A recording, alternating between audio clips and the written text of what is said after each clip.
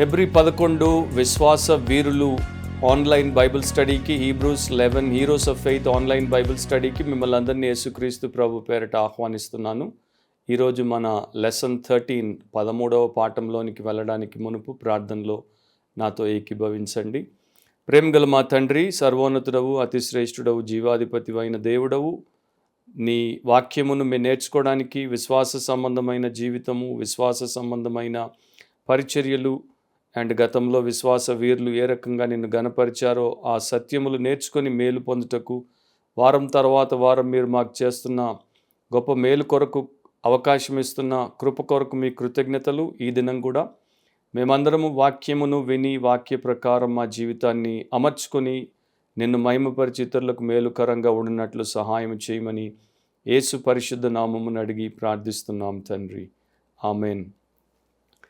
Heroes of faith Hebrews 11 Hebrew 11 విశ్వాస వీరుల విషయంలో మనం ఈరోజు మోషే అనేటువంటి మహా మనిషిని చూడబోతున్నాం. ఇక్కడ ఇద్దరు వ్యక్తులు గొప్ప వ్యక్తులుగా ఎంచబడ్డారు. ఒకటి అబ్రహాము, తరువాత మోషే గురించి కూడా హెబ్రీ పత్రిక 11వ అధ్యాయంలో 23వ వచనం నుండి 29వ వచనం వరకు రాయబడింది. పోయిన లెసన్లో 23లో మోషే తల్లిదండ్రులు మోషే పుట్టినప్పుడు ఎలాంటి విశ్వాసమును కనపరిచారో మనం నేర్చుకున్నాం. ఇప్పుడు 24 నుండి 29 వరకు ఉన్నటువంటి భాగమును నేను రెండుగా విభజించాను. సో లెసన్ 13 ఈరోజు అండ్ లెసన్ 14 ప్రభుచితం అయితే వచ్చే వారము మనము వింటాము. ఎందుకంటే అక్కడ చాలా సారం ఉంది కనుక ఒక లెసన్లో దాని అంతటినీ చెప్పుట భావ్యము కాదని నాకు అనిపించింది ప్రార్థన చేసినప్పుడు. కనుక రెండు భాగాలుగా దాన్ని చేస్తున్నాను. అండ్ ఈరోజు మనము 24 నుండి 26వ వచనం వరకు మాత్రం చూస్తాం. Versus 24 through 26. మోషే పెద్దవాడైనప్పుడు విశ్వాసమును బట్టి ఐగుప్తు ధనము కంటే క్రీస్తు విషయమైన నింద గొప్ప భాగ్యమని ఎంచుకుని అల్పకాలము పాపభోగం అనుభవించుట కంటే దేవుని ప్రజలతో శ్రమ అనుభవించుట మేలని యోచించి ఫరో కుమార్తె యొక్క కుమారుడని అనిపించుకొనుటకు ఒప్పుకొనలేదు. ఏలయనగా అతడు ప్రతిఫలముగా కలగబోవు బహుమానమందు దృష్టి ఉంచెను.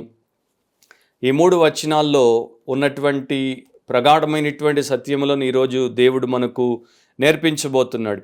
మోషే పుట్టినప్పుడు ఏం జరిగింది మనం ఆల్రెడీ చూసాం. మోషే పెద్దవాడైనప్పుడు ఏం జరుగుతోంది, లేక ఏమి ఆయన చేశాడు, విశ్వాసమును బట్టి ఆయన ఏ రకంగా తీర్మానించాడు, ఎలా ప్రవర్తించాడు, దేవుణ్ణి ఎలా గణపరిచాడు, దేవుని యొక్క చిత్తమును ఎలా జరిగించాడు అనేవి చాలా రాయబడ్డాయి. వాటిలో ప్రాముఖ్యమైనటువంటివి మనకున్న సమయంలో మనం నేర్చుకుంటాం. మోషే పెద్దవాడైనప్పుడు ఏం జరిగింది అనేది మీరు ఒకవేళ చూస్తే నిర్గమకాండము 2వ అధ్యాయము 10వ వచనంలో దేవుని వాక్యము, ఆ బిడ్డ పెద్దవాడైన తరువాత ఆమె ఫరో కుమార్తె యొద్దకు అతన్ని తీసుకొని వచ్చెను. అతడు ఆమెకు కుమారుడాయను. ఆమె నీటిలో నుండి ఇతని తీసితినని చెప్పి అతనికి మోషే అను పేరు పెట్టెను. సో మోషే ఆ జమ్ముపేటలో దొరికిన తర్వాత ఆ బిడ్డను నా కొరకు పెంచితే నేను నీకు జీతం ఇస్తానని మోషే తల్లికే ఫరో కుమార్తె మోషేను అప్పగించింది. ఆమె తీసుకెళ్ళి పెంచింది.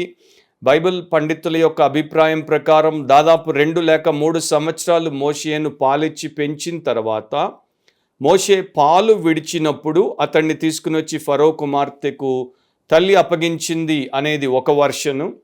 ఇంకొక వర్షన్ ఏంటంటే కాదు దాదాపు 10 ఏళ్ళు లేక 12 ఏళ్ల వరకు ఆ బాలుడిని సరిగ్గా తీర్చిదిద్ది అతడికి కావలసినటువంటి విశ్వాసపు పునాదిని వేసిన తర్వాత ఆ తల్లి ఫరో కుమార్తెకు మోషేను తీసుకుని వచ్చి అప్పగించింది. నిజానికి మరి ఏ రకంగా జరిగిందో మనము ఖచ్చితంగా డాగ్మాటిక్గా చెప్పలేం, కానీ ఒక బాలుడిగా ఉన్నప్పుడు మోషే తల్లి తీసుకుని వచ్చి ఫరో కుమార్తెకు అప్పగించినప్పుడు ఆమె అతడికి మోషే అని పేరు పెట్టి అతడిని తన హయాములో తన యొక్క ఫరో కుమార్తెగా ఆమె ఉన్నటువంటి నివాస స్థలంలో రాజమహల్లో ఐగుప్తు దేశానికి యువరాణిగా ఉన్నటువంటి ఆమె యొక్క కుమారుడిగా అతడు పెంచబడ్డాడు. ఇక అక్కడి నుండి ఈ యొక్క విషయాన్ని మనం ముందుకు తీసుకుని వెళ్తాం. మోషే ఒక అసాధారణమైనటువంటి జీవితాన్ని అనుభవించుటకు దేవుడు అతనికి అవకాశాన్ని కల్పించాడు.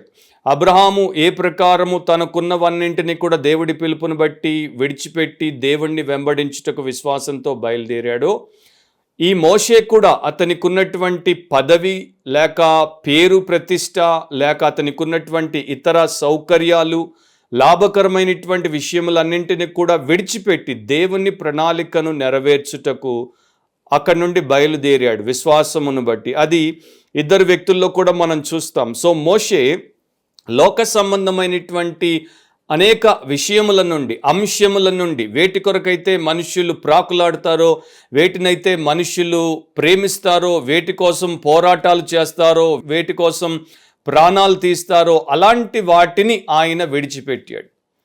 అలా విడిచిపెట్టినట్లు అతని విశ్వాసము అతన్ని తయారు చేసింది. So Moses was weaned from the world and all the worldly things like prestige, possessions, pleasures, etc. So వీటన్నింటి నుండి, లోక సంబంధమైనటువంటి అంశముల నుండి అతడు విడవబడ్డాడు. సో ఈరోజు మన అంశం ఏంటంటే, మన టైటిల్ ఏంటంటే ద వీనింగ్ ఫెయిత్, విడిచిపెట్టే విశ్వాసం. వీనింగ్ అనేటువంటి ఆంగ్ల పదానికి రెండు అర్థాలు ఉన్నాయి. ఒకటి చిన్న బిడ్డ, చంటి బిడ్డ తల్లి పాలు మానినప్పుడు, అంటే ఇక పాలు తాగడం మానేసి స్వతహాగా ఆహారాన్ని తీసుకోవడం మొదలుపెట్టినప్పుడు వీన్డ్ చైల్డ్ అని అంటారు, పాలు విడిచిన బిడ్డ అంటారు. లేక రెండో రకంగా చెప్పాలంటే సోర్స్ నుండి, దేని మీద అయితే మనం ఇప్పటిదాకా ఆధారపడుతున్నామో దాని నుండి మనము డిటాచ్ అయిపోవడం, అంటే మనము ఆధారపడినటువంటి విషయము నుండి మనం ఇప్పుడు వేరు చేయబడ్డం, ఇక దాన్ని విడిచిపెట్టేయడం. మోషే ఆ ప్రకారము లోకములో ప్రముఖంగా ఎంచబడినటువంటి వాటి నుండి వేరు చేయబడ్డాడు. కనుకనే విశ్వాసమును బట్టి దేవుడిని వెంబడించాడు, విశ్వాసమును బట్టి దేవుడి కొరకు గొప్పగా వాడబడ్డాడు. విశ్వాసమును బట్టి ఈ రోజున మనమందరం కూడా అతని జీవితం ద్వారా, సాక్ష్యం ద్వారా, సేవ ద్వారా పాఠం నేర్చుకోవడానికి దేవుడు అతన్ని వాడుకుంటున్నాడు. ఇక్కడ మోషే యొక్క నిర్ణయాల గురించి బైబిల్ మనతో మాట్లాడుతోంది. ఆయన యొక్క డెసిషన్స్, ఫెయిత్ డెసిషన్స్ అని మనము చెప్పొచ్చు. విశ్వాసము తీసుకునే నిర్ణయాలు, లేకపోతే ఫెయిత్ యొక్క చాయిసెస్, విశ్వాసం యొక్క ఎంపికలు, ఆర్ తెలివితో కూడినటువంటి సరైనటువంటి తీర్మానాలు అనండి, ఆర్ నిత్యమైనటువంటి నిర్ణయాలు అనండి. కానీ మోషే యొక్క నిర్ణయాలు చాలా శ్రేష్టమైనవి, అవి ఎంతో శక్తివంతమైనవి. అందరికీ ఈ రకమైనటువంటి నిర్ణయాత్మకమైనటువంటి శక్తి ఉండదు, అంటే డెసిసివ్ పవర్ ఉండదు.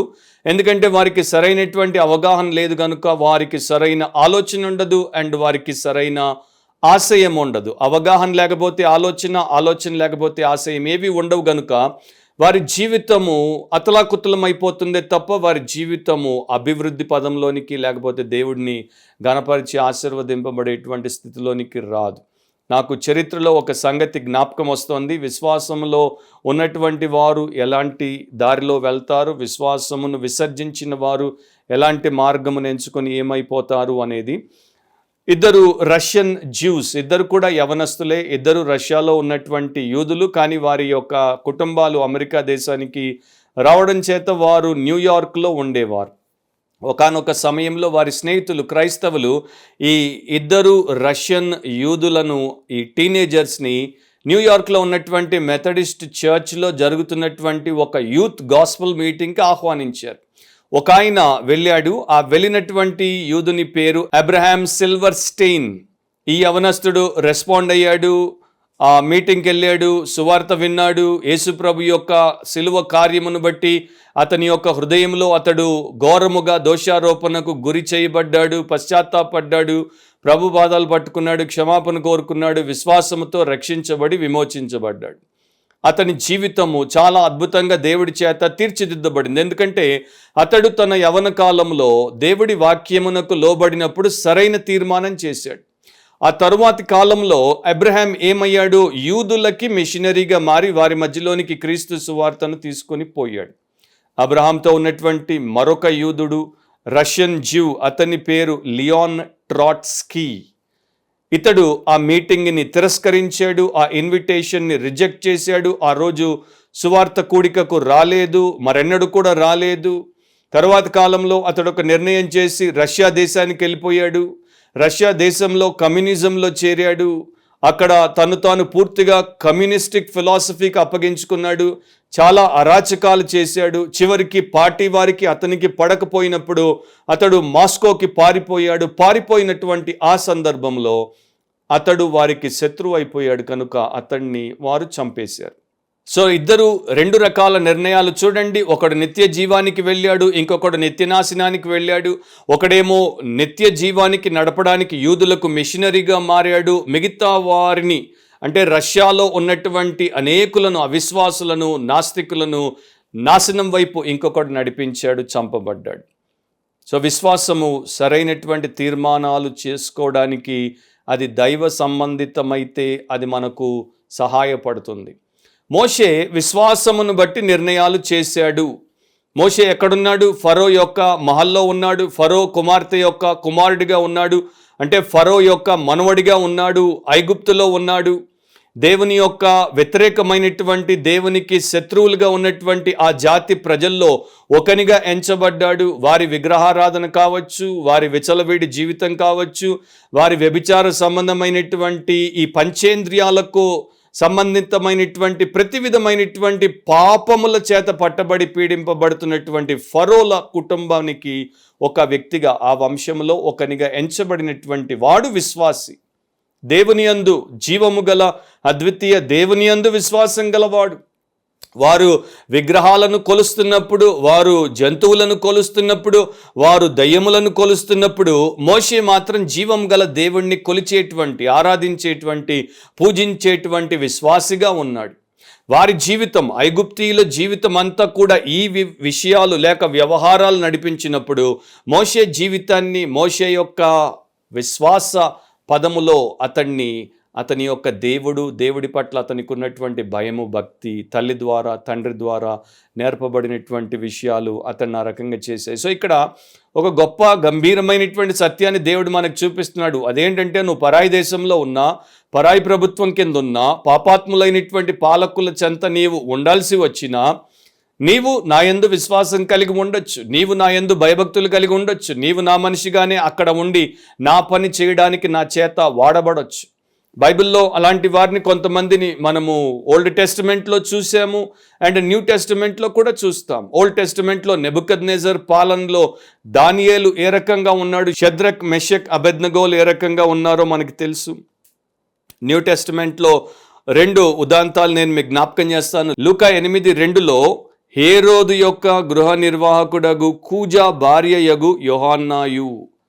హేరోదు యొక్క స్టూవర్డ్, గృహ నిర్వాహకుడైనటువంటి కూజా, అతని యొక్క భార్య యోహానా ప్రభు అయిన యేసుక్రీస్తునందు విశ్వాసము కలిగినటువంటి ఆయన యొక్క శిష్యురాలు. ఫిలిప్పీ పత్రిక 4:22 నాతో కూడా ఉన్న సహోదరులందరూ మీకు వందనములు చెప్పుచున్నారు. పరిశుద్ధులందరూ, ముఖ్యముగా కైసరు ఇంటి వారిలో ఉన్న పరిశుద్ధులను మీకు వందనములు చెప్పుచున్నారు అని రాయబడింది. సో ఇక్కడ మనం చూసేదేంటి? హేరోది యొక్క ఇంటిలో అతని యొక్క పనివానిగా ఉన్నటువంటి వ్యక్తి భార్య, యేసు ప్రభునందు విశ్వాసం కలిగినటువంటి స్త్రీ. కైసరు ఇంటిలో ఉన్నటువంటి వారిలో కొంతమంది కైసరును ఆరాధించకుండా యేసును ఆరాధించేటువంటి పరిశుద్ధులుగా ఉన్నారు. ఫరో ఇంటిలో ఉన్నటువంటి మోషే కూడా దేవుని యందు విశ్వాసమును కలిగిన వానిగా ఉన్నాడు. సో దేవుడికి అన్ని కాలాల్లో, అన్ని సమయాల్లో, అన్ని స్థలాల్లో ఆయన యొక్క మనుషులు ఉన్నారు అనేది మరలా ప్రభు మనకి నిరూపించుకుంటూ వచ్చాడు. దీన్ని బట్టి నా ప్రియ సహోదరి సహోదరుడా, క్రైస్తవునిగా నీవు ఎక్కడైనా జీవించవచ్చు, ఎలాంటి పరిస్థితిలోనైనా జీవించవచ్చు, అండ్ క్రైస్తవ భక్తిని కలిగి ఉండొచ్చు, క్రైస్తవ బోధను అనుసరించవచ్చు, క్రైస్తవుల దేవుడిని నీవు గణపరిచి ఇతరులకు ఆయన్ని ప్రకటించి పరిచయం చేయొచ్చు. మోషే గొప్ప తీర్మానాలు చేసినప్పుడు 2 చాలా స్పష్టంగా విశదమైపోయాయి, అంటే చాలా క్లియర్గా మనకు కనబడుతున్నాయి. ఆయన యొక్క తీర్మానాలు టెంపోరల్ డెసిషన్స్ కావు, అంటే అశాశ్వతమైన వాటి కొరకు తీర్మానాలు కావు. ఇటర్నల్ డెసిషన్స్, పర్మనెంట్ డెసిషన్స్, నిత్యమైనవి, శాశ్వతమైనవి. అలాంటి వాటి విషయం గురించి ఆయన ఆలోచించి తీర్మానాలు చేశాడు.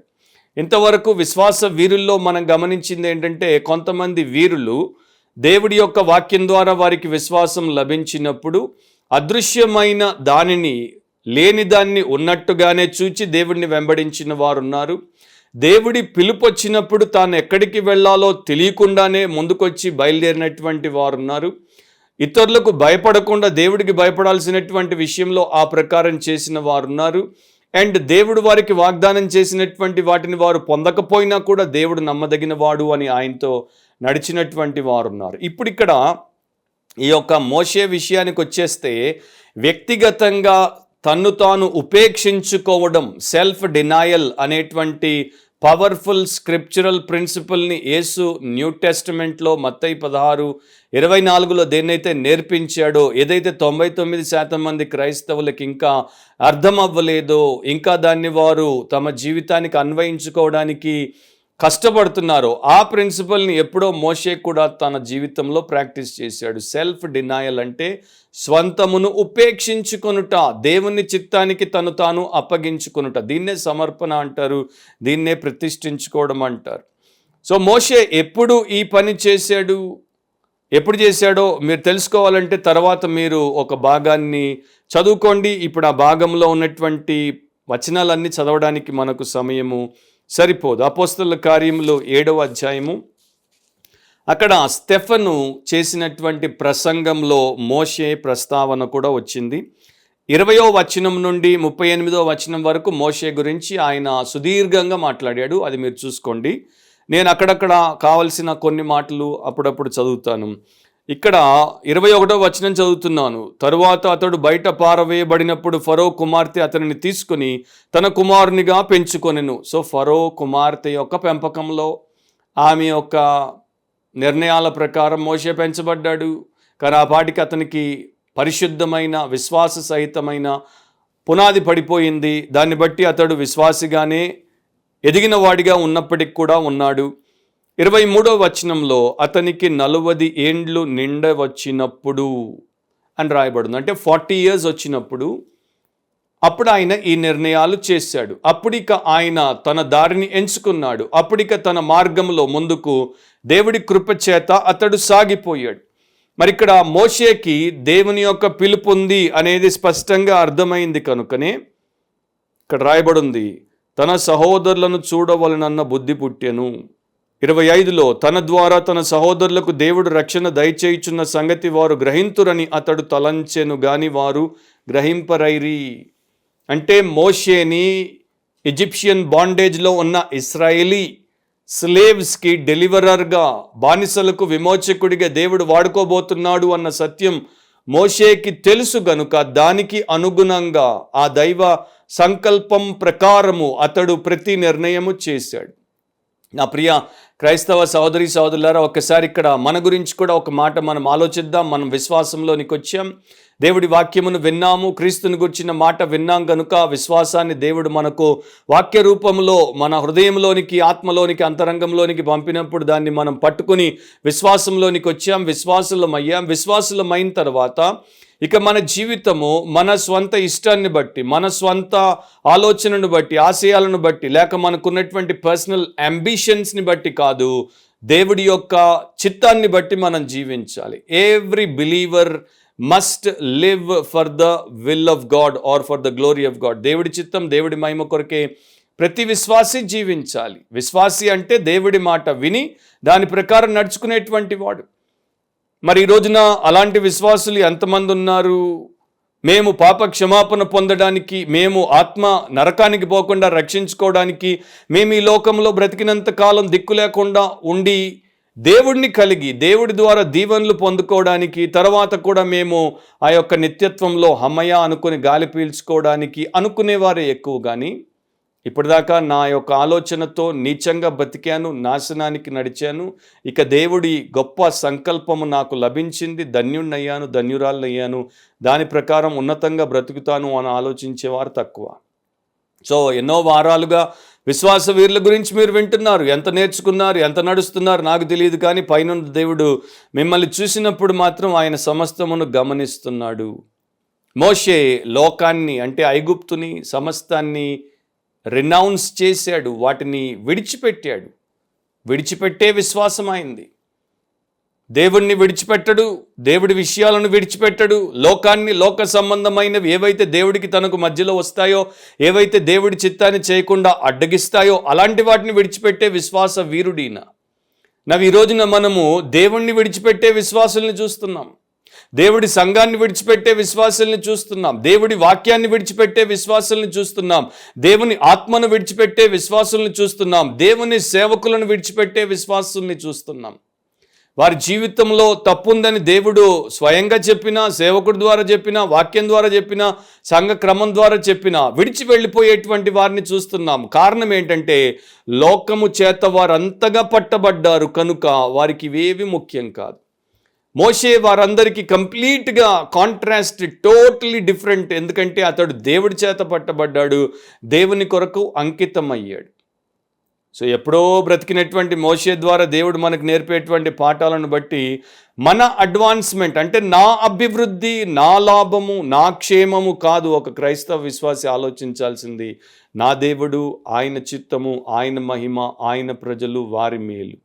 ఇది ఒక క్రైస్తవ విశ్వాసి ఆలోచించాలి. అది మనకు మోషే ద్వారా దేవుడు నేర్పుతున్నాడు. సో ఇక్కడ 3 విషయాలు 24, 25, 26 ఈ వచనాల్లో మనం క్లుప్తంగా చూద్దాం. మొట్టమొదటిది 24వ వచనంలో మీరు చూస్తే, నేను ఇంగ్లీష్ బైబిల్ ప్రకారం వెళ్తాను కనుక తెలుగు బైబిల్లో కింద నుండి పైకి అది వస్తుంది. సో 3 పాయింట్లు ఈ రోజున మీరు గమనించండి. మోషే పెద్దవాడైనప్పుడు విశ్వాసమును బట్టి మొదటి విషయం ఏంటంటే ఫరో కుమార్తె యొక్క కుమారుడని అనిపించుకొనుటకు ఒప్పుకొనలేదు. మోషే విశ్వాసమును బట్టి ఫరో కుమార్తె యొక్క కుమారుడనని అనిపించుకొనుటకు ఒప్పుకొనలేదు. సో ఫస్ట్ పాయింట్ ఏంటంటే మోసెస్ రిఫ్యూజ్డ్ వరల్డ్స్ పొజిషన్. లోక సంబంధమైన పదవిని, హోదాను, స్థానాన్ని ఆయన తిరస్కరించాడు. ఎందుకంటే దానికి అతడు ఒక మూల్యము చెల్లించాల్సి ఉంటుంది కనుక, అది దేవుడి చిత్తానికి వ్యతిరేకం కనుక దాన్ని అతడు తిరస్కరించాడు. ఆదిలోనే దాన్ని అతడు తుంచేశాడు. స్టార్టింగ్లోనే దాన్ని అతడు తన లైఫ్ నుండి తొలగించేశాడు. అలాంటి నిర్ణయాన్ని అతడు ప్రారంభ దశలోనే చేశాడు. పెద్దవాడైనప్పుడు దేవుడి యొక్క సమయం రాగానే చేసేసాడు. మోషే దేన్నైతే తిరస్కరించాడో, దేన్నైతే రిఫ్యూజ్ చేశాడో, దాని కొరకు పడని వారు, దాన్ని ప్రేమించని వారి లోకంలో అతి కొద్ది మంది. అత్యున్నతమైనటువంటి స్థానాన్ని తిరస్కరించేటువంటి వారు ఎక్కడున్నారు చెప్పండి? పెద్ద పెద్ద పదవుల కోసం, పెద్ద పెద్ద పథకాల కోసం, పెద్ద పేరు ప్రతిష్టల కోసం పాకులాడేటువంటి వారే 99%. అందరూ కోరుకునేటువంటి దాన్ని ఈయన తిరస్కరించాడు. ఏ ఇంటిలో అయితే పెరిగాడో ఆ ఇంటివానిగా గుర్తింపబడ్డానికి ఇష్టపడలేదు. ఫరో మనవడిగా గుర్తింపబడ్డానికి, ఫరో కుమార్తె యొక్క కుమారుడిగా గుర్తింపబడ్డానికి ఒప్పుకోలేదు. అంత మాత్రమే కాదు, ఫరో తర్వాత ఆ యొక్క రాజ్య అధికారాన్ని చేపట్టేటువంటి ఆధిక్యత అతనికి ఉంది. చరిత్ర ప్రకారము మీరు అక్కడ ఉన్నటువంటి ఆచారం ప్రకారం కూడా తీసుకుంటే, ఒకవేళ రోమన్ అడాప్షన్ లా ప్రకారమే మనం ఆలోచిస్తే, ఒకరిని దత్తత తీసుకుంటే వారికి తర్వాత ఆ యొక్క వంశానికి సంబంధించినటువంటి ఆధిక్యతలు, అధికారాలు, ఈవులన్నీ కూడా లభిస్తాయి. సో ఇతడు ఆ స్థితిలో ఉండి కూడా, తర్వాత ఫరో అవ్వబోయేటువంటి పరిస్థితిని కలిగి ఉండి కూడా, ఈజిప్షియన్ ఎంపైర్ అంతటిని, ప్రపంచంలో super power, number 1 country, nation, దానికి తిరుగులేదు. అలాంటి ఆ గొప్ప హోదాను, పదవిని అతడు విసర్జించాడు. నిజానికి అతడికి ఆ రకమైనటువంటి తర్ఫీదును కూడా వారు ఇచ్చినట్లు స్టెఫను ద్వారా మనకు తెలుపబడింది. అపోస్తలుల కార్యములు 7:22లో మోషే ఐగుప్తీయుల సకల విద్యలను అభ్యసించి మాటల యందును కార్యముల యందును ప్రవీణుడై ఉండెను. సో మోషేకి ఫుల్ ఫ్లెడ్జ్డ్ ట్రైనింగ్ ఇచ్చారు. ఈజిప్షియన్ ఎడ్యుకేషన్లో ఆయనకి ట్రైనింగ్ ఇచ్చారు. ఈజిప్షియన్ ఎడ్యుకేషన్లో ఉన్నటువంటి సబ్జెక్ట్స్ అన్నిట్లో ఆయనకి ట్రైనింగ్ ఇచ్చారు. ఆయన ఎక్స్పర్ట్ అయిపోయాడు, PhD వచ్చేసింది. దాంతోపాటు ఆయన మాటల యందు ఒరటోరియల్ స్కిల్, అంటే ఆయన ఎంత గొప్పగా మాట్లాడగలడో అంత గొప్పగా మాట్లాడే ప్రవీణుడు. కార్యముల యందు చేయగలిగినటువంటి యుద్ధ సంబంధమైనటువంటి నైపుణ్యత అనండి, మిలిటరీ ప్రావెస్ అనండి, స్ట్రాటజిస్ట్ అనండి, అన్నిట్లో కూడా అతడు రాటు దేలినటువంటి వాడు, నంబర్ 1. సో ఇక ఆయనకి ఫరో పదవిని ఇవ్వడానికి ఎవరికి అభ్యంతరం ఉంటుంది? అలాంటి స్థితిలో ఉన్నా కూడా అతడు దాన్ని కాదన్నాడు. ఆమె కుమారుడిగా నేను ఉండడానికి ఒప్పుకోను అన్నాడు. అంటే దాని అర్థం ఏంటంటే, నాకు ఆ వంశానికి సంబంధం లేదు, నేను వారికి సంబంధించిన వాడిని కాదు, నాకు ఆ సింహాసనంతో పని లేదు. సో ఫస్ట్ ఐగుప్తు సింహాసనాన్ని కాదన్నాడు. ఎంత గొప్ప విషయం అండి. ఒక భక్తుడు ఎఫ్బి మాయర్ అనేటువంటి భక్తుడు మోసెస్ గురించి ఈ రకంగా పుస్తకంలో రాశాడు. The cream of Egypt was poured in his cup. ఐగుప్తులో ఉన్నటువంటి ఆ యొక్క క్రీమ్ అంతా కూడా, మీగడ అంతా కూడా మోషే కప్పులో, పాత్రలో వారు పోసారు, కానీ దాన్ని అతడు కాదన్నాడు. సో రాజరికానికి సంబంధించినటువంటి సమస్త ఈవులను అతడు కాదన్నప్పుడు ఐగుప్తుకి తన వీపు చూపాడు. అతనికి కావలసినంత మరి అధికారం ఉండేది, కావలసినంత శక్తి ఉండేది, కావలసినన్ని కూడా అతనికి అక్కడ లభించేవి. అతడు ఏది అడిగినా కూడా కాదనేవారు ఉండేవారు కారు. కానీ వాటన్నిటినీ అతడు కాలదన్నాడు. అబ్రహాము కూడా దేవుడి చేత పిలువబడినప్పుడు ఏ ప్రకారము ఈ భూ సంబంధమైనటువంటి సౌకర్యాలు, భూ సంబంధమైనటువంటి స్థితిగతులను విడిచి ఆయన్ని వెంబడించాడో అదే ప్రకారము మోషే కూడా చేశాడు. అండ్ ఒప్పుకోలేదు అనేటువంటి పదానికి అర్థం ఏంటంటే, బాగా ఆలోచించిన తర్వాత, ఖచ్చితంగా తానేం చేస్తున్నాడో తెలుసుకున్న తర్వాత చేసిన నిర్ణయం. ఫరో కుమార్తె గురించి ఆలోచించండి. ఆయనకి సెంటిమెంట్ లేదు. అయ్యో, నన్ను మొసలికి వేయాల్సినటువంటి ఈమె కనికరపడింది, నన్ను ఆ యొక్క చావు నుండి రక్షించింది, నన్ను నా తల్లికే ఇచ్చి పెంచింది, ఫీజు ఇచ్చి, నన్ను తన కుమారుడిగా ఫరోకి, ఐగుప్తీయులకి నేను అంటే ఇశ్రాయేలు కుమారుడిగా ఒక శత్రువునైనప్పుడు ఈమె రిస్క్ తీసుకొని ఆమె కనికరాన్ని బట్టి ఆమె ఇంట్లో ఒక బానిసగా కాకుండా ఆమె ఇంట్లో ఒక ఓన్ బాయ్గా, సొంత కుమారుడిగా పెంచిందే, నా తల్లి నాకు ప్రాణభిక్ష పెట్టిందే, నా తల్లి నాకు సకల విద్యలు అండ్ గొప్ప గొప్ప కార్యములు నేర్చుకోవడానికి, వీటన్నిటిలో ప్రావీణ్యత సంపాదించుకోవడానికి ఖర్చు పెట్టిందే, ఈ స్థితికి తెచ్చిందే. My mother is my god అన్లా. ఈరోజు చాలామంది సో కాల్డ్ క్రిస్టియన్లు మా పేరెంట్లు మమ్మల్ని ఈ యొక్క స్థితికి తెచ్చారు అని అంటారు. దాంట్లో ప్రైజ్ ద లార్డ్, తల్లిదండ్రులను దేవుడు ఆ రకంగా వాడుకున్నందుకు దేవునికి స్తోత్రం చెప్పండి. తల్లిదండ్రులను రెండింతల సన్మానానికి పాత్రలుగా ఎంచండి. అంతేగాని వారు దేవుళ్ళు కారు. అండ్ వారిని బట్టి దేవుడి చిత్తాన్ని చెయ్యాలా వద్దా అనే నిర్ణయం చేయకూడదు. సో మోజెస్కి సెంటిమెంట్ లేదు, మోజెస్కి ఇమోషనల్ అటాచ్మెంట్ లేదు, మోజెస్కి ఫీలింగ్ లేదు. మోజెస్కి ఒకటే తెలుసు, గాడ్ అండ్ నేను దేవుడి యొక్క చిత్త ప్రకారం వాక్యానుసారంగా విశ్వాసంతో ముందుకు నడిచిపోవాలి. సో దేవుని చిత్తానికి, దేవుని యొక్క పని కోసం తన్ను అప్పగించుకునేటువంటి క్రమములో ఐగుప్తు యొక్క రాజ్య అధికారాన్ని అతడు విడిచిపెట్టడానికి ఇష్టపడ్డాడు. ఇక్కడ రాజ్య అధికారాన్ని అంటే ఈజిప్షియన్ కోర్టుని, రాయల్టీని, పవర్ని విడిచిపెడుతున్నాడు అంటే అతను ఎక్కడికి పోతాడో కూడా అతనికి తెలుసు.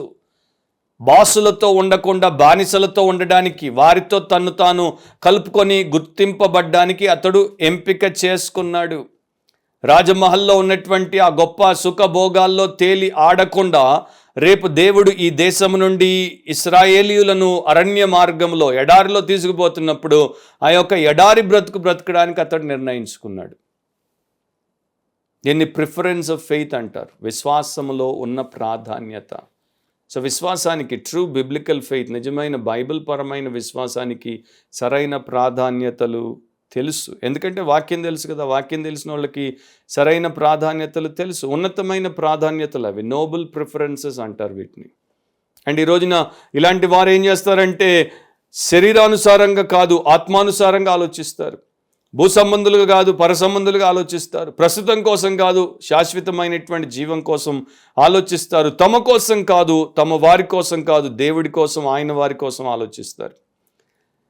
సో ఇప్పుడు మన ప్రశ్న ఏంటంటే, నా ప్రియ సహోదరి సహోదరుడా, నీవు ప్రభు కోసం ఏం విడిచిపెట్టావు? యేసునందు విశ్వాసం ఉన్న వ్యక్తివైతే, యేసు విశ్వాసివైతే నువ్వు ఏం విడిచిపెట్టావు? చెప్పుకోవడానికి ఏం విడిచావు?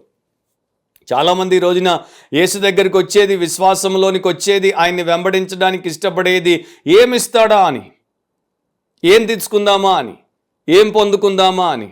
అండ్ ఎంతోమంది సేవకులు, సో కాల్డ్, వారు బైబిల్ సేవకులే కాదు, దేవుడి సేవకులే కాదు, బోగస్ సేవకులు, వారు ఎరవేస్తుంటారు, రండి యేసు దగ్గరికి రండి, ఇదిగో ఇవిస్తాడు అవిస్తాడు.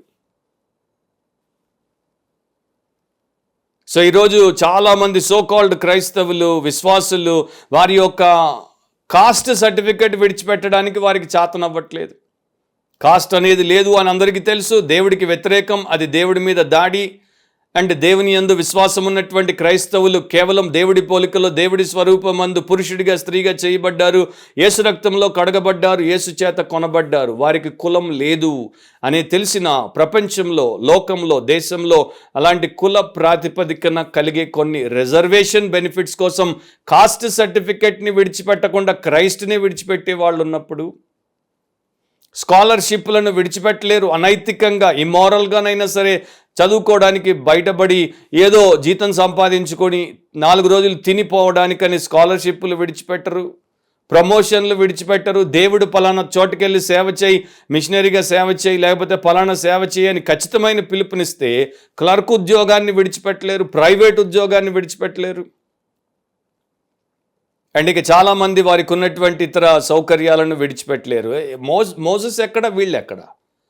మోషే ఈజిప్ట్కి ఫరో అవ్వబోయేటువంటి గొప్ప హోదాలో ఉన్నటువంటి వ్యక్తి మారు ఆలోచన చేయకుండా దాన్ని తృణీకరించినప్పుడు మీరు 1,00,000 క్లర్క్ ఉద్యోగాలు వదిలినా కూడా ఆయన స్థాయికి రారు. ఏం బైబిల్ చదువుతున్నారో, ఏం బోధలు వింటున్నారో మనం ఆలోచించుకోవాలి. ఎందుకంటే ఇవన్నీ దేవుడి గ్రంథంలో రాయబడ్డాయి. రేపు దేవుడు తీర్పు తెచ్చినప్పుడు ఈ లెక్క ప్రకారమే ఉంటుంది, మనం అనుకున్న లెక్క ప్రకారం ఉండదు.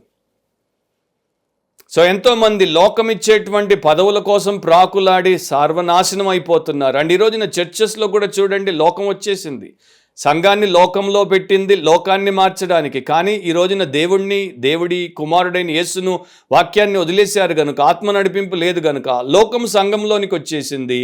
అందుకనే సంఘ కాపర్లు కూడా నేను గొప్ప అని కొట్టుకుంటున్నారు. సంఘ పెద్దలు కూడా నేను పైన అని పెట్టుకోవడానికి కొట్టుకుంటున్నారు. సో స్పీకర్లు కావచ్చు, పాస్టర్లు కావచ్చు, ఎల్డర్లు కావచ్చు, కాంపిటీషన్ ఎందుకు? ఒక పొజిషన్ కోసం, టైటిల్ ఆఫ్టర్ టైటిల్, అంటే బిరుదు తర్వాత బిరుదు, బతుకులేకపోయినా బిరుదు తర్వాత బిరుదు కావాలి. ఆ బిరుదు మనం ఒకవేళ చెప్పకపోతే వారికి కోపం వచ్చేస్తుంది. ఇది క్రైస్తవ లోకం, బైబిల్కి భిన్నంగా పోయింది.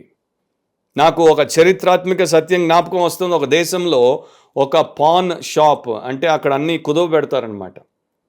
ఆ దుకాణంలో ఈ యొక్క పతాకాలు లభించాయి, ఆర్ మెడల్స్ లభించాయి. ఆ దుకాణదారుడు ఏం చేశాడంటే మెడల్స్ ఫర్ సేల్ అని బోర్డు పెట్టాడు. ప్రపంచ దేశాల్లో చాలా ఘనతకు మరి ఇవ్వబడేటువంటి మెడల్స్ ఇవి, వాటిని నేను అమ్ముతున్నాను.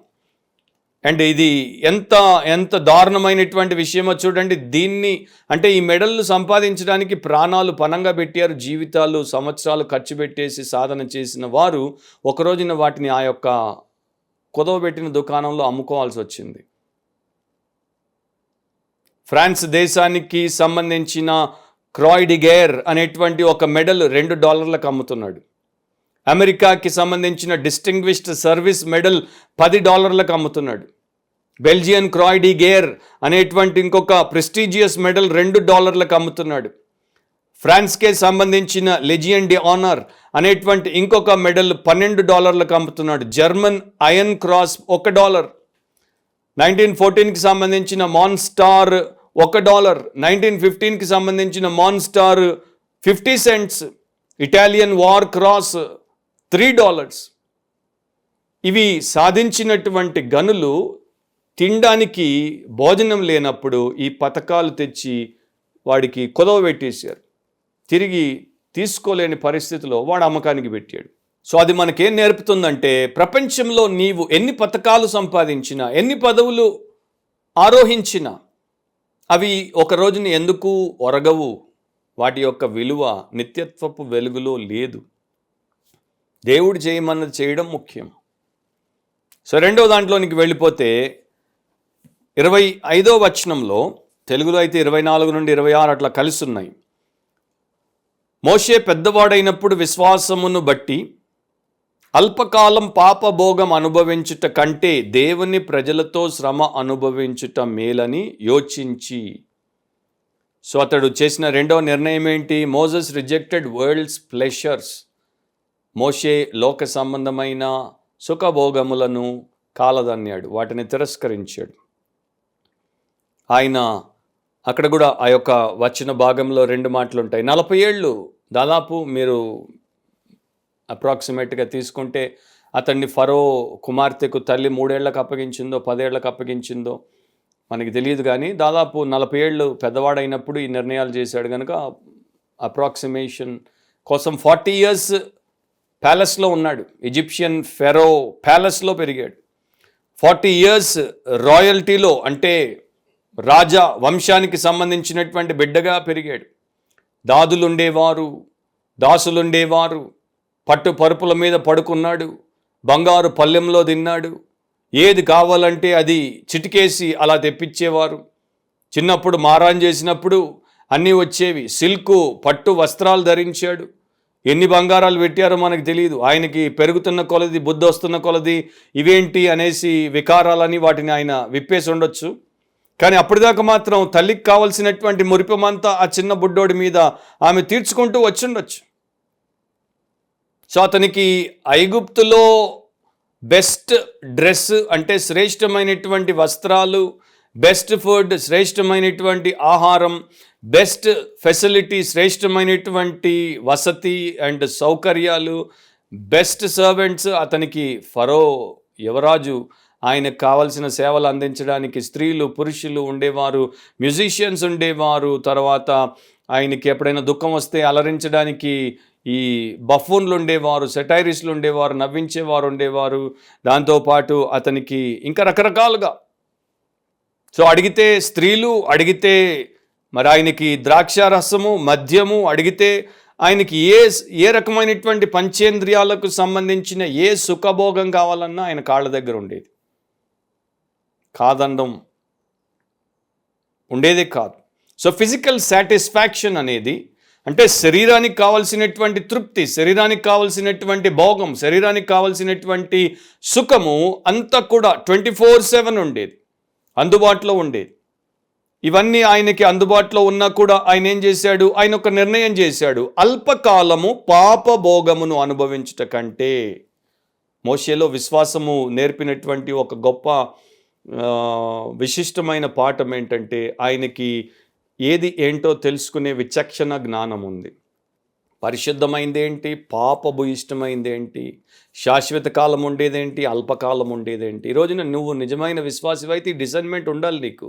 What is sinful and what is Holi, what is temporal and what is eternal, what is pleasing to God, what is pleasing to man అనే డిసర్న్మెంట్ మనకు ఉండాలి. ఆ వివేచన లేనటువంటి వారిని విశ్వాసులు ఎట్లా అంటాం. కానీ దురదృష్టం ఏంటంటే అట్లాంటి వాళ్ళే సంఘాల నిండి బయటికి పారుతున్నారు. సో అల్పకాలము అనే పదాన్ని ఇక్కడ వాడిన అదే పదాన్ని ఇంకొక చోట కూడా దేవుడు వినియోగింపజేశాడు. అపోస్తలులైనటువంటి పౌలు 2 కొరింథీ 4:18 అదే పదాన్ని వినియోగించాడు. చదువుతాను ఆ వచనం. క్షణమాత్రముండు మా చులకని శ్రమ మా కొరకు అంతకంతకు ఎక్కువగా నిత్యమైన మహిమ భారమును కలుగజేయుచున్నది. ఏలయనగా దృశ్యమైనవి అనిత్యములు, అదృశ్యమైనవి నిత్యములు. సో చులకని శ్రమ అంటాడు. ఎంతసేపు ఉంటుందంట? అది క్షణమాత్రం ఉంటుంది. మొమెంటరీ అంటే క్షణం మాత్రమే. అందుకని తెలుగులో అంటారు చూడండి, క్షణికావేశం, క్షణికోద్రేకం. సో క్షణిక సుఖం అన్నమాట ఇది పాసింగ్ ప్లెషర్, అంటే వెళ్ళిపోయేటువంటి సుఖం. ఇది ఫ్లీటింగ్ ప్లెషర్, పారిపోయేటువంటి సుఖం, అలా వచ్చి అలా వెళ్ళిపోయేటువంటిది. కానీ దానికి నీవు అవకాశం ఇస్తే అది నిన్ను కలుషితం చేసేస్తుంది, అది నిన్ను కటకడాల పాలు చేస్తుంది, నిన్ను కట్టిపారేస్తుంది. దాని గురించే హెబ్రీ 3వ అధ్యాయంలో కూడా దేవుని యొక్క వాక్యము మనకు హెచ్చరిక చేస్తోంది. తెలుగు బైబిల్లో అక్కడ కూడా 13 నుండి 15 వరకు కలిసి ఉంటాయి. కావలసిన మాటలు నేను చదువుతాను. పాపము వలన కలుగు భ్రమ చేత మీలో ఎవడును కఠినపరచబడకుండునట్లు. పాపము వలన ఏం కలుగుతుంది? భ్రమ కలుగుతుంది. భ్రమ అనే తెలుగు పదాన్ని మీరు ఇంగ్లీష్లో తీసుకుంటే హాలుసినేషన్ అంటారు. అంటే అది నిజం కాదు, అది వాస్తవం కాదు. ఒక రకమైనటువంటి భ్రమలో ఉండడం, మైమరిచిపోవడం, కలగంటున్నట్టు. సో ఈ భ్రమ అనేటువంటి పదము ఇంగ్లీష్లో డిసెప్టివ్ అనేటువంటి పదం, అంటే మోసకరమైన, మనకు చూపించేది ఒకటి, యాక్చువల్గా జరిగేది ఒకటి. సో మనం ఈ యొక్క మైమరిచి, ఈ యొక్క ఏమంటారు, ఆ యొక్క మైకంలో ఉండినప్పుడు జరిగే దారుణానికి మనం తర్వాత మూల్యం చెల్లించినప్పుడు దాన్ని మనం తిరిగి తీసుకోవడం చాలా కష్టం. హెబ్రీ 12లో కూడా మనకు తెలుసు, 2వ వచనంలో బైబిల్ చెప్తోంది, సులువుగా చిక్కులు పెట్టు పాపం. సో పాపము మోసగిస్తుంది, పాపము భ్రమ పెడుతుంది, పాపము సులువుగా చిక్కులు పెడుతుంది. కనుక అది ఉండేది కూడా అల్పకాలమే. అల్పకాలము పాపభోగం, దాని యొక్క భోగము కాసేపే, క్షణిక మాత్రమే. కానీ దాని యొక్క బాధ నిత్యమైనది. పాపం వలన వచ్చే జీతం మరణమని బైబిల్ ఊరికే చెప్పట్లేదు. సో మోషే ఐగుప్తీయుల యొక్క సకల విద్యలలో ప్రావీణుడు. అది ఆయనకి తెలివినిచ్చుండదు. తన తల్లి ఒళ్ళో అతడు దేవుని యందు భయము భక్తి, ఇశ్రాయేలు పరిశుద్ధ దేవుడు, అద్వితీయ దేవుడు, ఆయన పాపాన్ని ఎంత ద్వేషిస్తాడు, పవిత్రతను ఎంత ప్రేమిస్తాడు అన్న ఆ సత్యం అతన్ని ఈ తీర్మానానికి నడిపింది. అల్పకాలం పాపభోగం. దాంట్లో ఒక వాస్తవం ఉంది, there is pleasure in sin. పాపములో సుఖం ఉంది, పాపములో భోగం ఉంది, పాపములో మజా ఉంది, పాపంలో థ్రిల్ ఉంది. కానీ దాని తర్వాత ఏముందనేది మనం చూడాలి. ఇవన్నీ కూడా క్షణికమే. నిత్యత్వంలో అది సర్వనాశనాన్ని చేస్తుంది. సో దీన్ని ప్యూరిటీ ఆఫ్ ఫెయిత్ అంటారంటే విశ్వాసంలో ఉండేటువంటి పవిత్రత. విశ్వాసం ఏం చేస్తుంది? Chooses purity above pleasures. సుఖభోగాల మీద అది పవిత్రతను ఎంపిక చేసుకుంటుంది. సో నిజమైన విశ్వాసి శరీర సంబంధమైన పంచేంద్రియాలకు సంబంధించినటువంటి పాపభోగాలకు తనను అప్పగించుకోడు. వాటికి భిన్నంగా తనను వేరు చేసుకొని దేవుని పవిత్రతకు అప్పగించుకుంటాడు. ఎందుకంటే పరిశుద్ధాత్మతో నింపబడి నడిపించబడతాడు కదా. కానీ ఈ రోజున చాలామంది ఆ కోవకు సంబంధించిన క్రైస్తవులు లేరు. చాలామంది ఏ కోవకు సంబంధించిన క్రైస్తవులు కూడా నేను మీకు జ్ఞాపకం చేస్తాను. అపోస్తలుడైన పౌలు 2వ తిమోతి ఆయన 3వ పత్రిక రాసినప్పుడు సంఘంలో ఉండేటువంటి వారి నమూనాల గురించే రాశాడు. అంటే ఎలాంటి టైపులు సంఘంలో ఉంటారో చెప్పినప్పుడు 2లో అంటాడు, ఏలయనగా మనుషులు స్వార్థప్రియులు, selfish are lovers of self. సొంతాన్ని ప్రేమించుకునేవాడు తప్పకుండా సుఖభోగానికే ఓటేస్తాడు. వాడు దేవుడి యొక్క సంకల్పానికి ఎట్టి పరిస్థితుల్లో కూడా ఓటేయడు. 4వ వచనంలో దేవుని కంటే సుఖానుభవం ఎక్కువగా ప్రేమించేవారు. వీళ్ళు చర్చిలో ఉన్నారు, దేవుని కంటే సుఖానుభవాన్ని ఎక్కువ ప్రేమించేవారు. సండే సర్వీస్కి వస్తారు, బైబిల్ స్టడీకి వస్తారు, ఫాస్టింగ్ ప్రేయర్కి వస్తారు, మెన్స్ ఫెలోషిప్కి వస్తారు, విమెన్స్ ఫెలోషిప్కి వస్తారు, యూత్ ఫెలోషిప్కి వస్తారు, అన్ని ఫెలోషిప్లకు వస్తారు. కానీ వారి రియల్ లైఫ్లో వారు దేవుని కన్నా సుఖానుభవాన్ని ఎక్కువ ప్రేమిస్తారు. సో వారు మరలా లోకంలోనికి పోయినప్పుడు ఆ పాపిష్టి సినిమాలే చూస్తారు, ఆ పాపిష్టి సంగీతమే వింటారు, ఆ పాపిష్టి విందులకే వెళ్తారు, ఆ పాపిస్టులతోనే మజా చేస్తారు. అమెరికన్స్ ఒక సర్వే కొన్ని ఏళ్ల క్రితం జరిగింది, ఇది రీసెంట్ సర్వే కాదు, కానీ ఒక భక్తుడు రాశాడు దీని గురించి. అమెరికన్స్ వీళ్ళందరూ కూడా మోస్ట్లీ క్రిస్టియన్సే, చర్చెస్కి వచ్చే క్రిస్టియన్సే. వీళ్ళు ఆదివారము దేవుడికి ఇచ్చే కానుక ఎంత, వీరికి వారం అంతా ఖర్చు పెట్టుకునే సుఖానికి ఖర్చు పెట్టుకునే ఖర్చు ఎంత అనేది ఆయన జస్ట్ చెప్పాడు. నేను దాంట్లో అన్ని చెప్పను కానీ కొన్ని చెప్తాను. సంవత్సరంలో వీరు ఆ యొక్క సంఘాలకు ఇచ్చేటువంటి కానుక $3.5 బిలియన్, $3.5 బిలియన్ దేవుడికి కానుకిస్తున్నారు. కానీ వీరే సంవత్సరానికి వారి సుఖం కోసము 150 బిలియన్లు ఖర్చు పెడుతున్నారు. 150 బిలియన్లు నీ యొక్క సమాధికి పోయే శరీరానికి కావలసిన సుఖం కోసం ఖర్చు పెట్టి నాశనానికి నరకానికి పోయే ఆత్మలను నిత్య జీవానికి తీసుకుపోయేటువంటి సేవకి, అలాంటి శిష్యులు తయారు చేసే సంఘానికి 3.5 బిలియన్ల. అసలు ఎక్కడైనా కంపారిజన్ ఉందా? సో దాన్ని బట్టి దేవుని కన్నా వీరు సుఖానుభవాన్ని ఎక్కువ ప్రేమించేవారు అని తెలిసిపోవట్లా. చాలా సింపుల్. మన చర్చెస్లో కూడా ప్రెసెంట్ డే మన యొక్క క్రిస్టియన్స్నే మీరు తీసుకుంటే, ఒకవేళ నా చర్చ్ మెంబర్స్ వింటున్న మీరు కూడా తీసుకుంటే, మీరే ఆలోచించండి, మంత్లీ బడ్జెట్లో దేవుడికి ఎంత ఇస్తున్నారు, మీ సుఖాల కోసం ఎంత ఖర్చు పెట్టుకుంటున్నారు.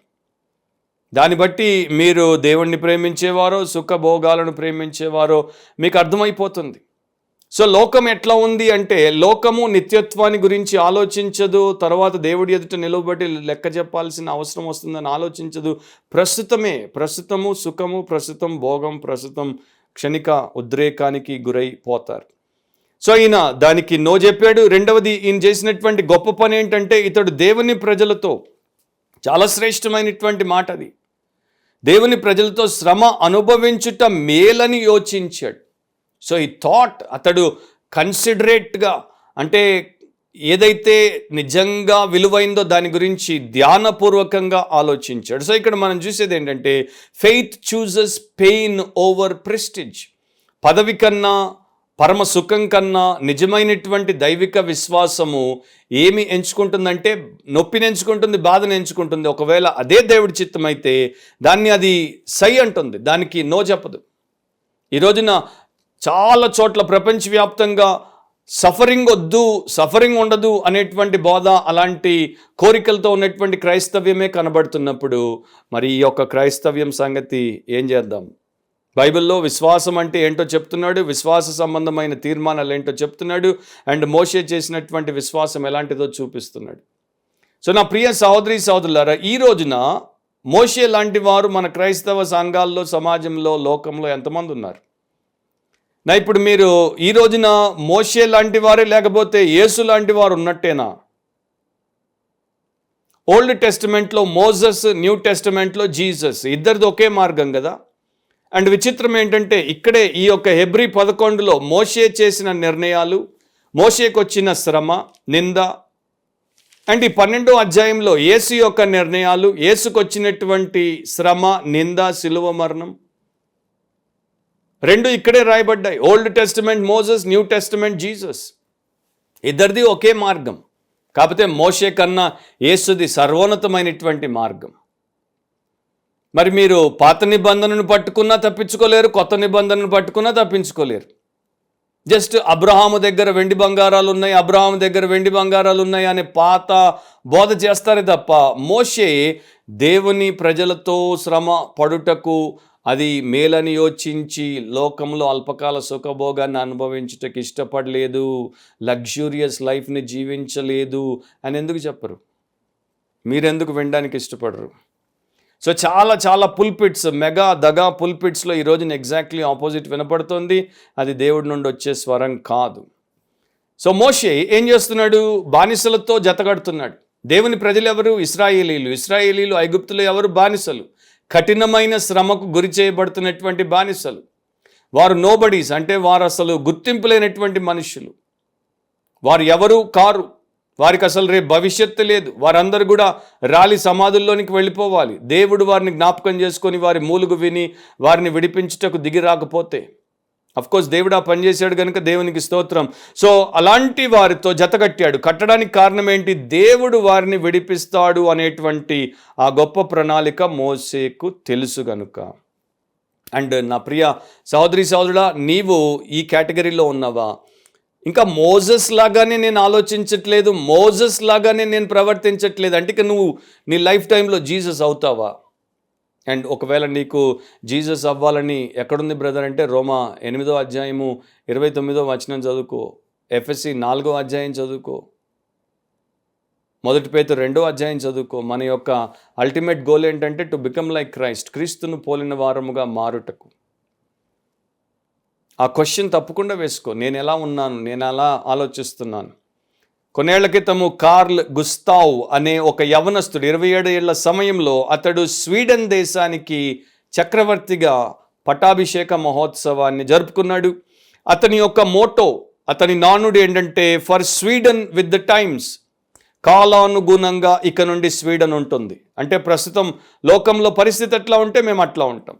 లోకంలో ఫ్యాషన్ ఎట్లా ఉంటే స్వీడన్ అట్లాంటి ఫ్యాషన్నే పాటిస్తుంది. లోకంలో దేని గురించి అందరు ఎక్కువగా విలువనిస్తే స్వీడన్ కూడా దానికి విలువనిస్తుంది. ఇది యవనస్తుడైనటువంటి కార్ల్ గుస్తావ్ యొక్క నానుడి. స్వీడన్ దేశాన్ని అతడు ఆ రకంగా తిప్పాడు. అతడు ఒక విచలవీడి జీవితాన్ని సుఖభోగిగా జీవించినటువంటి వ్యక్తి కనుక అలాంటి నానుడి పెట్టుకున్నాడు. అతని తాత king Gustav the 6th Adolf ఆయన పేరు. ఆయన బతికిన కాలంలో చాలా గంభీరంగా ఆయన బ్రతికాడు. ఆయన మోటో ఏంటి? డ్యూటీ అబవ్ ఆల్, అన్నిటికన్నా పైన కర్తవ్యం, అన్నిటికన్నా పైన నిజముగా లోకానికి, దేశానికి క్షేమాన్ని ఏం చేయాలో అదే మనం చేయడం.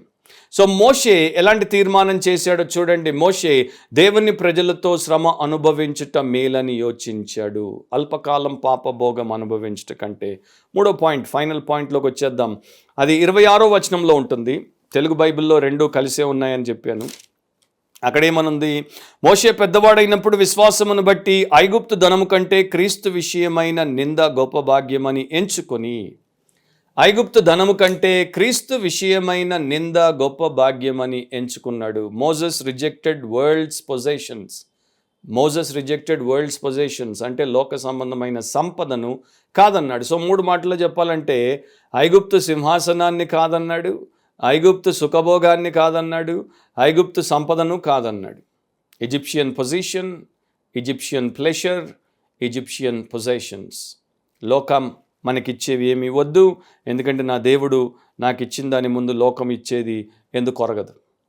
సో మోషే ఐగుప్తులో ఎంత సంపద ఉండిందో లెక్కలు కట్టారు చాలామంది. చాలా విస్తృతమైనటువంటి సంపద. ఫర్ ఎగ్జాంపుల్ మోషేకి సమకాలికుడిగా జస్ట్ 100 years తేడాలో కింగ్ తుతంకమున్ అనేటువంటి వ్యక్తి కూడా మరి ప్రపంచానికి పరిచయం అయ్యాడు. ఆయన యొక్క పిరమిడ్లో, సమాధిలో విస్తారమైనటువంటి విలువైనటువంటి బంగారము, వెలగల రాళ్ళు అండ్ ప్రశస్తమైన వస్తువులు దొరికాయి. కైరో మ్యూజియంలో, ఈజిప్ట్లో నేను వాటిని చూశాను. ఆయన సమాధి 5 బంగారు పెట్టెల్లో వారు ఆయన యొక్క శవాన్ని పెట్టారు, మమ్మిఫైడ్ బాడీని. సో ఆ టైంలోనే thousands of years back Moses కాలంలోనే అతడు $billions వర్త్ సమాధికి తీసుకుపోయాడు. ఇక అతని యొక్క సంస్థానంలో ఎంతుందో, అతని యొక్క ట్రెజరీలో ఎంతుందో, ఫరోల దగ్గర ఎంత వస్తుందో మనం చెప్పడానికి, అంచనాలు వేయడం కూడా కష్టమన్నారు. సో అత్యున్నతమైనటువంటి దేశము, అత్యున్నతమైనటువంటి ఐశ్వర్యం, సంపద కలిగినటువంటి దానికి అన్నింటికి కూడా తర్వాత రాబోయే సమయంలో ఇతడే అధిపతిగా ఉండే అవకాశాన్ని కాదన్నాడు. ఎందుకంటే ఆయనకి యేసు తర్వాత చెప్పినటువంటి సత్యాలు ఆయన కాలంలో ఆయనకి తెలుసు. మత్తయి సువార్త 6వ అధ్యాయము 19 నుండి 21 వరకు నేను చదువుతున్నాను. భూమి మీద మీ కొరకు ధనమును కూర్చుకొనవద్దు, ఇక్కడ చిమ్మటయు తుప్పును తినివేయును, దొంగలు కన్నం వేసి దొంగిలెదరు. పరలోకమందు మీ కొరకు ధనమును కూర్చుకొనుడి, అచ్చట చిమట అయినను తుప్పైనను దానిని తినివేయదు, దొంగలు కన్నం వేసి దొంగిలరు. నీ ధనం ఎక్కడ ఉండునో అక్కడనే నీ హృదయం ఉండును. మోషే హృదయము దేవునితో ఉంది, దేవుని ప్రజలతో ఉంది, దేవుని చిత్తముతో ఉంది, ఆయన ప్రణాళికతో ఉంది. కనుక ఐగుప్తుతో లేదు, ఐగుప్తు సింహాసనంతో లేదు, సుఖంతో లేదు, సంపదతో లేదు. ఎంత ఉంటే ఆయనకేంటి? రత్నాలు కుప్పలుగా పోస్తే ఆయనకేంటి? బంగారము బ్యాగుల నిండా, బాక్సుల నిండా ఉంటే ఆయనకేంటి? వజ్రాలు మరి వీధుల నిండా పోస్తే ఆయన ఏంటి? విలువలేదు. విలువ తెలిసినప్పుడు మరొక మనిషికి రియల్ వాల్యూస్, ఇటర్నల్ థింగ్స్ గురించి తెలిసినప్పుడు ఇలాంటి ఎర్త్లీ థింగ్స్ గురించి పెద్దగా పట్టించుకోడు. యాక్చువల్గా ట్రెజర్స్ అనేటువంటి పదాన్ని ఇంగ్లీష్ బైబిల్ వాడుతోంది. ఐగుప్తు ధనం అని తెలుగు బైబిల్లో చదివాము. గ్రీక్లో థెసారస్ అనే పదాన్ని వాడాడు. థెసారస్ అనేది మీకు డిక్షనరీ అంటే తెలుసు కదా, దాంట్లాగే థెసారస్ అనేది కూడా ఇంగ్లీష్లో ఒకటి ఉంటుంది. దాన్ని డిపాజిట్ అంటారు. అంటే అనేక పదాలు, సెట్స్ ఆఫ్ వర్డ్స్, మరి సినానిమ్స్ లాంటి పదాలతో కూడినటువంటి ఒక పదకోశం. ఆ డిపాజిట్ ఆఫ్ వర్డ్స్, ట్రెజరీ అనే పదం కూడా వచ్చింది కదా మనకి. అంటే అక్కడ అంతకి ఖజానా, దాంట్లో అంతా విలువైనటువంటి ఆస్తి అంతా అక్కడ ఉంటుంది. సో థెసారస్ అంటే డిపాజిట్, గని. అక్కడ ఇక ఆ ఖజానా నిండా కొదవ లేకుండా ఉంది ఐశ్వర్యం. కానీ మోషే కాదన్నాడు. ఇప్పుడు మనకి ఇది వింతైన విషయం. ఇప్పుడున్న ప్రస్తుత కాలపు ప్రాస్పెరిటీ క్రైస్తవులకి వింతైన విషయం. యేసు దగ్గరికి వచ్చేదే డబ్బు కోసం, యేసు దగ్గరికి వచ్చేదే బంగారం కోసం, యేసు దగ్గరికి వచ్చేదే బండి కోసం, యేసు దగ్గరికి వచ్చేదే బిల్డింగ్ కోసం, యేసు దగ్గరికి వచ్చేదే లోక సంబంధమైనటువంటి రిచెస్ కోసం. Believe in Jesus, he will make you rich, super rich, stinking rich. Unbiblical టీచింగ్కి కొట్టుకుపోతున్నారు. మీ బ్యాంక్ అకౌంట్లో డబ్బు పడుతుంది, మీ యొక్క క్రెడిట్ కార్డ్ అప్పు తీరుస్తాడు. ఇదిగో ఇప్పుడే నీ నంబర్ చూస్తున్న బోగస్ ప్రవక్తలు, అబద్ధ బోధకులు మన చుట్టూ చేరి మిమ్మల్ని నిలువునా ముంచుతున్నారు. మీ జోబులు ఖాళీ అవుతాయి, వారి జోబులు నిండిపోతాయి. అంతకుమించి ఏమీ లేదు. సో మోజెస్ ఏమైతే చేశాడో జీసస్ కూడా అదే చేశాడు. మనుష్య కుమారుడికి తల వాల్చుకోవడానికైనా కూడా స్థలం లేదన్నాడు. సో మనకి మాదిరిలు ఎవరు? మోజెస్, జీసస్లే. కానీ ఇప్పుడున్నటువంటి ఏ మనిషి కాదు, ఏ ప్రీచర్ కాదు, ఏ ప్రాస్పెరిటీ ప్రాఫిట్ కాదు. సో ఇదొక, అంటే ఇప్పుడున్న వాళ్ళకి మెటీరియలిస్టిక్ మైండ్ సెట్ ఉన్న వారికి, అంటే భౌతికపరమైన ఈ యొక్క పదార్థ సంబంధమైనటువంటి భౌగోళికానికే అంకితం అయిపోయినటువంటి వారికి ఈ యొక్క బోధలు, ఈ బైబిల్ మాటలు చాలా కష్టం. అసలు నిజం చెప్పాలంటే ఈ రోజుల్లో చాలామంది బైబిల్ని వ్యక్తిగతంగా చదవట్లేదు. ఒకప్పటి శ్రేష్టమైన, తీక్షణమైన, గంభీరమైన బైబిల్ బోధలు అసలు వినే అవకాశం లేదు. అంతా బోగస్ బోధలే వింటున్నారు. సో వీళ్ళందరూ కూడా బోగస్ భక్తులు అయిపోతున్నారు, బోగస్ బిలీవర్స్. ఇక అట్లాంటి వాళ్ళకి ఏం అర్థమవుతుంది చెప్పండి? కానీ నువ్వు నాశనం అవ్వకుండా ఉండాలంటే నువ్వు బైబిల్ బిలీవర్గానే ఉండాలి, బోగస్ బిలీవర్గా ఉండడానికి వీల్లేదు. ఎందుకంటే రేపు నీ విశ్వాసం నిన్ను నరకానికి తీసుకుపోతే అప్పుడు అది బోగస్ ఫెయిత్ అని తెలిస్తే అప్పుడు ఎవడొచ్చి నిన్ను ఆదుకోడు. సో పర్సెప్షన్ ఆఫ్ ఫెయిత్, ఆయన యొక్క విశ్వాసంలో ఆయన పరసంబంధమైనటువంటి జ్ఞానాన్ని వినియోగించి ఆయన ఏమనుకున్నాడు? ఐగుప్తు ధనము కంటే క్రీస్తు విషయమైన నింద గొప్ప భాగ్యం అని ఎంచుకున్నాడు. అంటే దేవుడి కొరకు నేను నిందల పాలైనా, దేవుడి కొరకు అబాసు పాలైనా, దేవుడి కొరకు మాటలు పడ్డా, దేవుడి కొరకు అవమానం ఎదుర్కొన్నా, దేవుని కొరకు నన్ను ఎవరు హ్యూమిలియేట్ చేసినా పర్వాలేదు. Even if I become a spectacle before the whole world for my Jesus Christ, I will not mind. In fact, it will be a great honor, a privilege to me. Reproach of Christ on one hand, riches of Egypt on the other hand, reproach of Christ. Now ఇక్కడ Christ ఎక్కడి నుండి వచ్చాడు అనే ఒక ప్రశ్న కూడా తలెత్తుతుంది. ఎందుకంటే మోజెస్ టైంలో క్రైస్ట్ లేడు కదా. కానీ మోజెస్కి తెలుసు, దేవుడు చెప్పాడు ద్వితీయోపదేశ కాండంలోనే, నీ తర్వాత అలాంటి ప్రవక్త ఒకడు వస్తాడు అని. సో మోజెస్కి ఆ యొక్క బ్లూ ప్రింట్ కంప్లీట్గా తెలియకపోయినా ఆయనకి చూచాయగా తెలుసు. అండ్ యేసు ప్రభు కూడా ఏం చెప్పాడో దానికి అనుగుణంగానే మోజెస్ ఫస్ట్ ఎక్సోడస్, అంటే మొదటి నిర్గమం, బానిసత్వము నుండి బయటికి ఇశ్రాయేల్ను దేవుడు తీసుకుని వచ్చేటప్పుడు మోషేని వాడాడు. తర్వాత ఆత్మ సంబంధమైన, అంటే పాప బానిసత్వము నుండి అందరినీ బయటికి తీసుకురావడానికి సెకండ్ ఎక్సోడస్లో జీసస్ని వాడతాడు. కనుక సేమ్ ఎక్స్పీరియన్స్ని ఇక్కడ మోజెస్ కూడా కలిగి ఉంటున్నాడు. సో మోజెస్ యేసు ప్రభు చెప్పిందే, జీసస్ చెప్పిందే ఇక్కడ చేస్తున్నాడు. ఏంటో అది మత్తయి సువార్త 10వ అధ్యాయం 32-33 వచనాల్లో నేను చదువుతాను, మీకు అర్థమవుతుంది. మనుషులు ఎదుట నన్ను ఒప్పుకొని వాడెవడో పరలోకమందున నా తండ్రి ఎదుట నేనును వానిని ఒప్పుకొందును. మనుషులు ఎదుట ఎవడు నన్ను ఎరుగననునో వానిని పరలోకమందున నా తండ్రి ఎదుట నేనును ఎరుగనందును. సో మోషే ఫరో ఇంట్లో ఫరో కుమారుడిగా పెరిగిన సమయం వచ్చినప్పుడు విశ్వాసమును బట్టి చేసిన తీర్మానాన్ని బట్టి, నేను మీ సంబంధిని కాదు, నేను ఇశ్రాయేలు వారి సంబంధిని, నేను రాజుల సంబంధిని కాదు, నేను దాసుల బానిసల సంబంధిని, నేను దేవుని ప్రజను అని చెప్పేశాడు.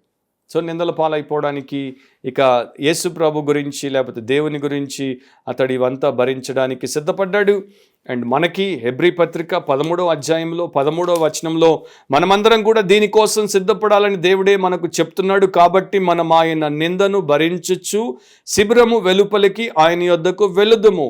Every true Christian will bear the reproach for Christ or the reproach of Christ. ప్రతి నిజమైన క్రైస్తవుడు క్రీస్తు విషయమై నింద పాలవుతాడు.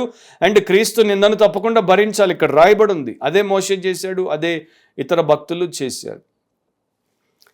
89వ కీర్తన 50-51 వచనాలు కూడా ఎప్పుడో ప్రవచనాత్మకంగా తెలుపబడినటువంటి ఈ యొక్క సత్యాలను దేవుడు రాయించి పెట్టాడు.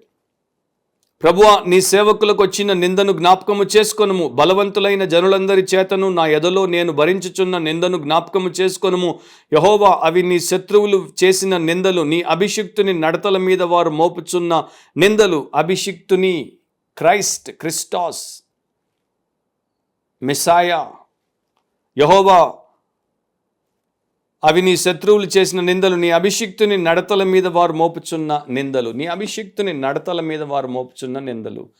అండ్ అనాయింటెడ్ క్రిస్టియన్స్ కూడా అనాయింటెడే కదా, అభిషిక్తులు. నిజంగా రక్షించబడి నిజంగా ఆత్మానుసారంగా నడిచే క్రైస్తవులందరూ అభిషిక్తులే. అలాంటి వారి మీద నిందలు పడతాయి, వారి నడతను బట్టి, వారి ప్రవర్తనను బట్టి. 1 పేతురులో ఆయన మనకి 4వ అధ్యాయము 14-16 వరకు రాశాడు. క్రీస్తు నామము నిమిత్తం మీరు నిందపాలైన ఎడల మహిమా స్వరూపి అయిన ఆత్మ అనగా దేవుని ఆత్మ మీ మీద నిలుచుచున్నాడు గనుక మీరు ధన్యులు.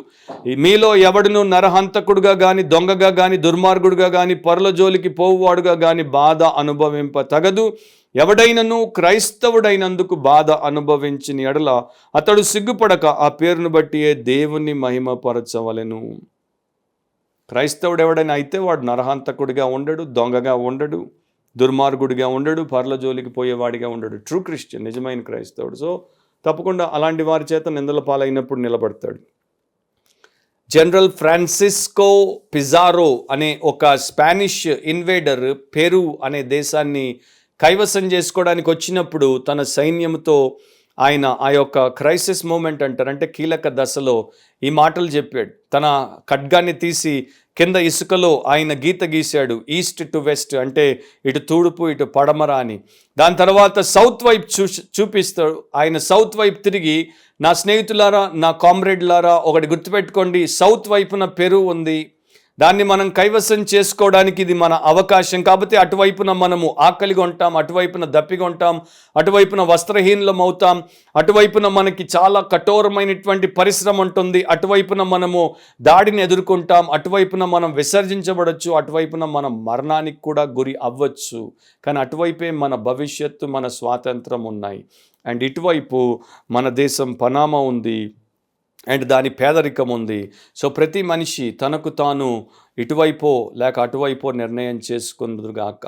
నేనైతే సౌత్ వైపు, పెరు వైపే వెళ్తున్నాను, దాన్ని నేను జయించాలి అని చెప్పి ఆయన నిర్ణయించాడు.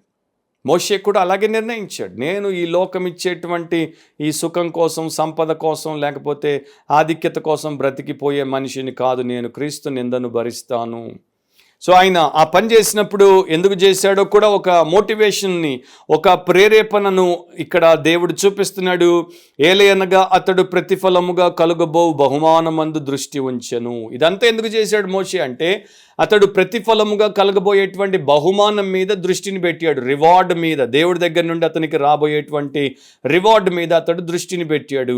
అంటే వీటన్నింటి నుండి దృష్టి మరల్చి దాని మీద దృష్టిని పెట్టాడు, గురిని పెట్టాడు. అండ్ చాలా జాగ్రత్తగా నిశితంగా దాన్ని చూశాడు. దాని ఎదుట ఇవన్నీ కూడా పనికిరావు అనుకున్నాడు.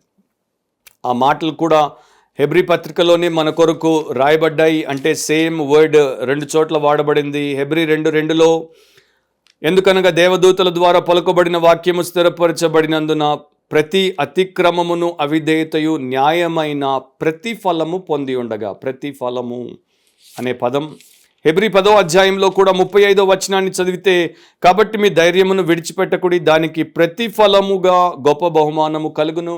సో దేవుడు రివార్డ్ గురించి హీబ్రూస్లో చెప్తూనే ఉన్నాడు అండ్ ఇక్కడ చెప్పాడు. సో ఈయన రివార్డ్కి తను తాను అప్పగించుకోవడానికి నిలబడ్డాడు. అండ్ గతంలో మనం వింటూ వచ్చాం, ఇక్కడ ఉన్నటువంటి కొంతమంది హీబ్రూ క్రైస్తవులు క్రీస్తును అంగీకరిస్తే నిందొస్తుంది, క్రీస్తును అంగీకరిస్తే ఆస్తులు జప్తు చేయబడతాయి, క్రీస్తును అంగీకరిస్తే జైలుకు పంపబడతాం, చంపబడతాం, కుటుంబాలు విచ్ఛిన్నమైపోతాయి, మరి ఎలా క్రీస్తును అంగీకరిద్దామా, వెనక్కి వెళ్ళిపోదామా, మన సమాజ మందిరంలోనికి, మన యూదా మతాచారాల్లోనికి వెళ్ళిపోదామా అనుకునే వారికి మోషేని చూపిస్తున్నాడు గ్రంథకర్త దేవుడు.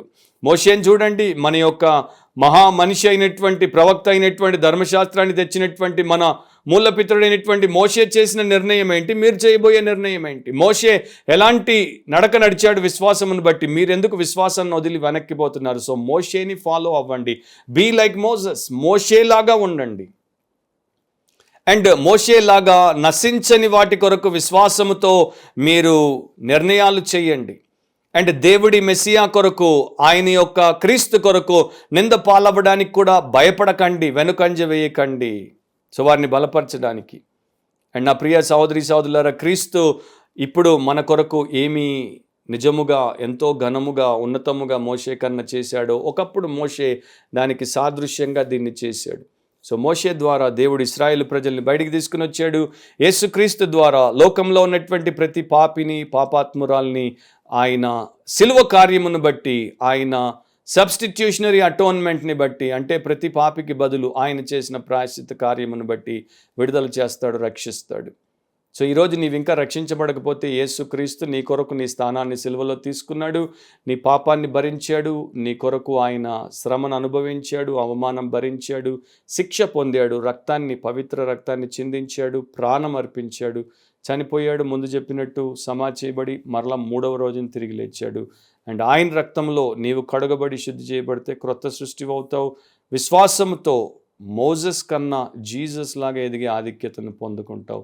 అది దేవుని యొక్క శుభవార్త. సో నా ఫైనల్ మాట ఏంటంటే, నయాగరా ఫాల్స్ అమెరికాలో చాలా పేరుగాంచినటువంటి జలపాతం. అక్కడికి చాలామంది వస్తూ పోతూ ఉంటారు. ఒక స్పాట్ ఉంది, ఒక ప్రత్యేకమైనటువంటి స్పాట్ ఉంది అక్కడ. ఆ స్పాట్ దగ్గరికి ఎవరైతే వస్తారో వారికి ఒక సంగతి తెలుపబడుతుంది. ఒక యవనస్తురాలు, ఒక యంగ్ లేడీ అక్కడికి ఒకానొక సందర్భంలో వచ్చినప్పుడు ఈ యొక్క ఆ జలపాతం పైనుండి నీళ్లు పడుతున్నప్పుడు, ఆ కొండ చర్యల్లో అలా కిందికి జారుతున్నప్పుడు అక్కడ ఒక అందమైనటువంటి పుష్పము ఆ కొండ చర్యలో ఆమె కనబడింది. సో ఇంత దూరం వచ్చాను, ఇక్కడ నుండి గుర్తుగా సోవనీర్గా దీన్ని తీసుకుపోదామని చెప్పి వంగి దాన్ని అందుకునే ప్రయత్నం చేస్తున్నప్పుడు అది చాలా కిందికి ఉంది కనుక ఆమెకి కష్టం అవుతుంది. అలా కిందికి వంగి చూసినప్పుడు ఈ జలపాతం ప్రచండమైనటువంటి ఆ యొక్క జలము కింద బండల మీద పడి పారుతున్నప్పుడు ఆ నీళ్లను చూడగానే ఒకసారి మైకం వచ్చినట్టు అనిపించింది. అయినా కూడా ఎలాగైనా సరే ఆ పుష్పాన్ని పట్టుకునే తీరాలని చెప్పి ఇంకా వంగేసరికి కాలు జారింది, అమాంతం పైనుండి కింద పడిపోయింది. ఆ యొక్క బండల మీద పడి చచ్చి జలపాతంతో కొట్టుకుపోయింది. ఆమె శవం కూడా దొరకలేదు. సో అక్కడ అందరూ హెచ్చరికగా చెప్తారు, ఒక ఫ్లవర్ కోసం, ఒక పుష్పం కోసం ఒక నిండు ప్రాణం పోయింది అని. అది నేను చదివినప్పుడు నాకు ఎంతో బాధ అనిపించింది. అండ్ నాకు ఒక ఆలోచన కూడా వచ్చింది. పువ్వు కోసం ప్రాణాన్ని పారేసుకునేటువంటి మనుషులున్న ఈ లోకంలో ప్రభువు కొరకు పదవిని, ప్రభువు కోసం పరమసుఖాన్ని, ప్రభువు కోసం పైసాని విడిచిపెట్టుట ఏమాత్రం?